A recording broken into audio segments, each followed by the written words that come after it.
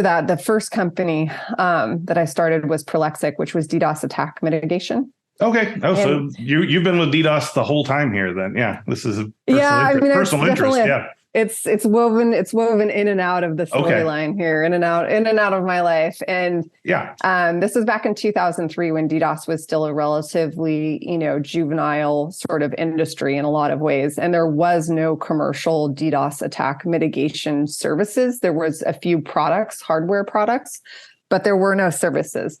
And so this was a little bit of a first of its kind type of thing.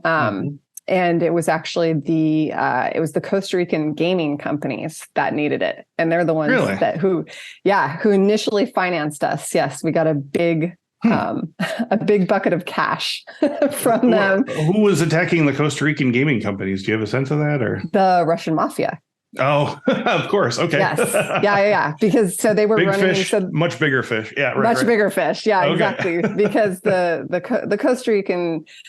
Costa Rican gaming companies were a mafia in their own sense. And so they had the much larger sharks attacking them basically for extortion, because if you shut down one of the big sites down there, BetChris at the time, that was one of the originals that we worked with. You shut them down for a minute before Super Bowl. I mean, that's millions of dollars that they're losing. Right. And so when you shut down a site like that, and give them, pay, so you send an alternative to pay, it's a pretty straight up extortion sort of tactic. Yes.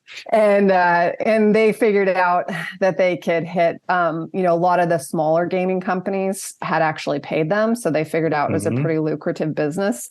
And so that was our first batch of customers, which expanded over to like the UK gaming. We ran into a lot of online retailers actually that were having issues, ticked off customers. And then from there, it really exploded into, we were working with banks, insurance companies.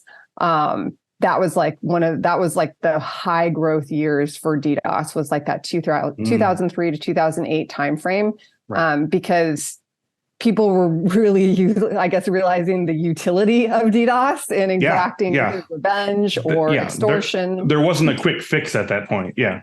There wasn't a quick fix. And so it was highly utilitarian. In fact, one of the most interesting, there's a lot of interesting stuff I worked on, but one of the more interesting things was an insurance company who had been under a chronic DDoS attack for, it was over a year at the time, and it was so disrupted and the traffic was growing. So it was a worm that had an exploit in the Windows operating system, and it had been spreading, and it was targeted just at this insurance company. Wow. And so it was one of the ones that we tracked jointly with a European government agency. And we actually did track the guy down. We tracked a lot of attackers. That was kind of part of the early Cowboy West, is we're just like, hey, we think we can figure out who this person is. Yeah. And try to do it.